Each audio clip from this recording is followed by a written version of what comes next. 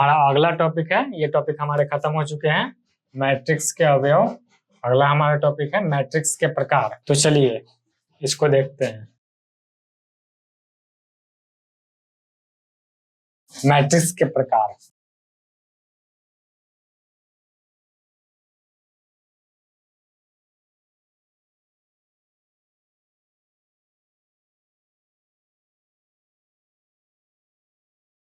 तो चलिए शुरू करते हैं मैट्रिक्स के प्रकार।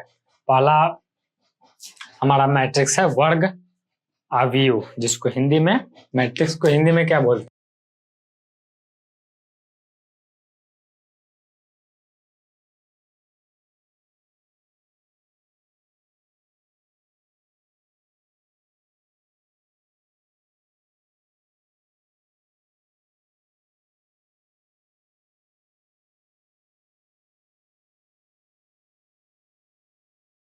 ओके, मैट्रिक्स को हिंदी में आव्यूह कहते हैं। तो पहला हमारा मैट्रिक्स है वर्ग आव्यूह। इसको अंग्रेजी में बोलते हैं स्क्वायर मैट्रिक्स।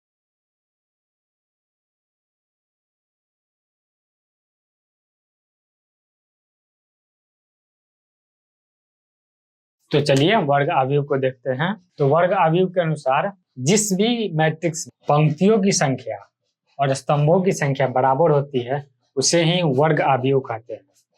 जिस मैट्रिक्स में नंबर ऑफ रो और नंबर ऑफ कॉलम की संख्या बराबर होती है उसी को हम लोग वर्ग आव्यूह बोलते हैं।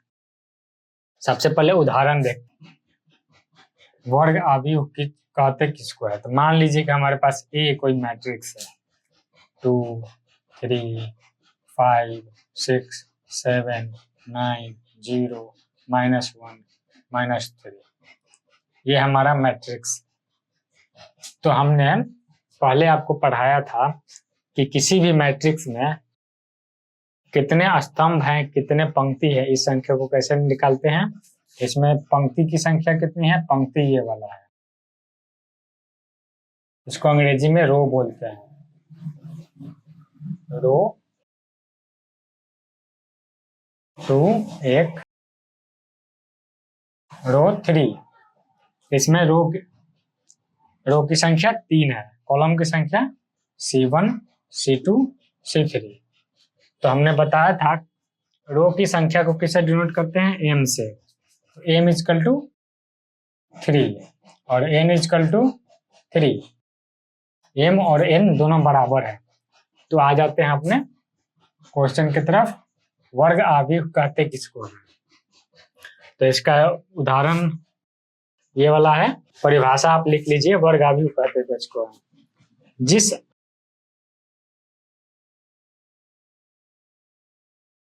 मैट्रिक्स में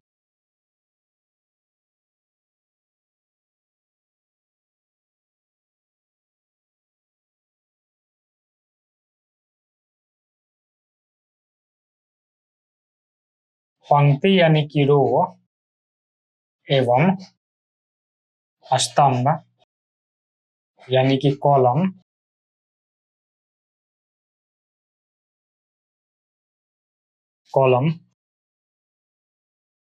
की संख्या बराबर होती है,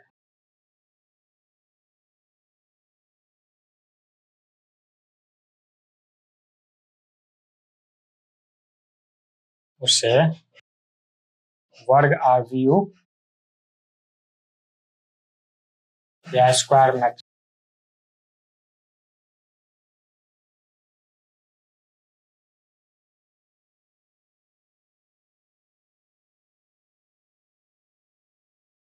इस प्रकार से स्पष्ट हो चुका है। तो लिख सकते हैं, अतः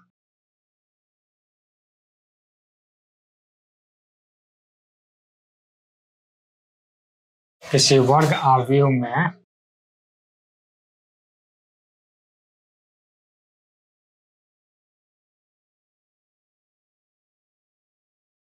m इजकल टू n होता है, जहां m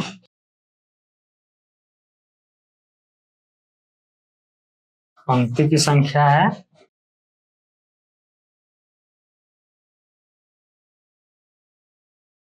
n, स्तंभों की संख्या है।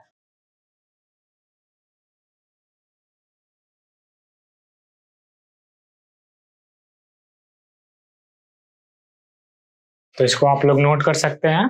अगर हम वर्ग आव्यूह के बारे में बात करें तो जिस मैट्रिक्स में पंक्ति एवं स्तंभ की संख्या बराबर होती है, दूसरे भाषा में अगर बोले तो जिस मैट्रिक्स में रो की संख्या और कॉलम की संख्या दोनों इक्वल होते हैं उसे स्क्वायर मैट्रिक्स यानी कि वर्ग आव्यूह कहा जाता है।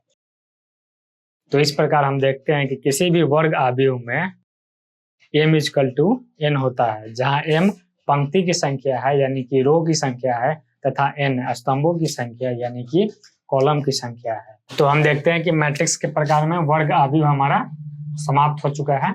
दूसरा है उदग्र आव्यूह।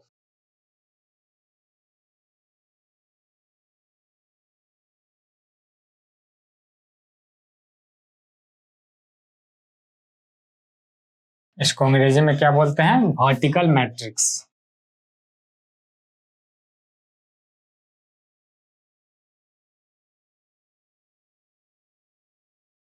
उदग्र आव्यूह यानी कि वर्टिकल मैट्रिक्स। तो इसका है जिस मैट्रिक्स में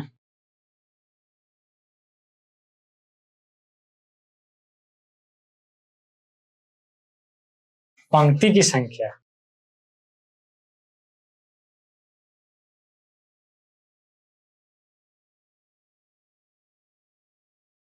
स्तंभों की संख्या से ज्यादा हो।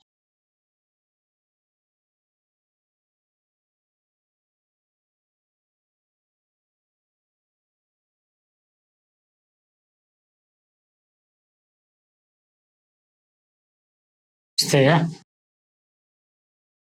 उदग्र आव्यूह या मैट्रिक्स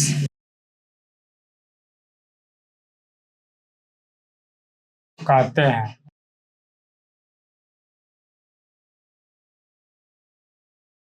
इसमें लिखा हुआ है पंक्ति की संख्या ज्यादा हो। पंक्ति की संख्या को किससे डिनोट करते हैं? m से।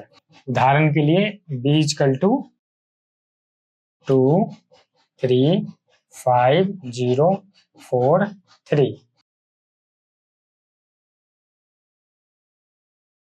इस मैट्रिक्स B को देख करके क्या पता चलता है कि इसमें रो की संख्या first row, second row, third row, first column, second column. इसमें रो की संख्या कितनी है? 3 है। कॉलम की संख्या कितनी है? 2 है। तो उदग्र आव्यूह जिस मैट्रिक्स में पंक्ति की संख्या स्तंभों की संख्या से ज्यादा होती है उसे उदग्र आव्यूह कहते हैं। तो ये B हमारा उदग्र आव्यूह है क्योंकि इसमें पंक्ति की संख्या 3 है और स्तंभों की संख्या 2 है। तो अतः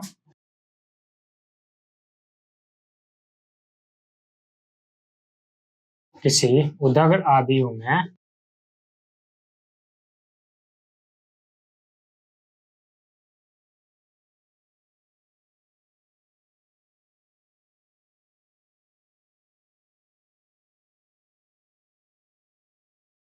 m is greater than n। Okay, जहां m पंक्ति या रो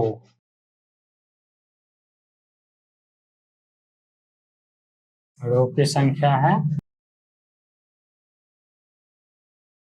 था n स्तंभ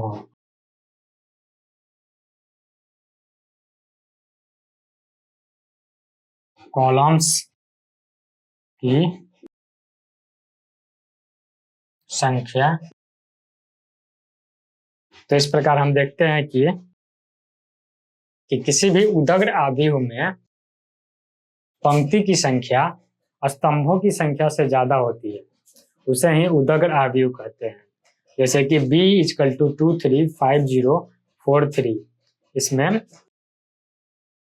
टोटल 3 पंक्तियां हैं और 2 स्तंभ है।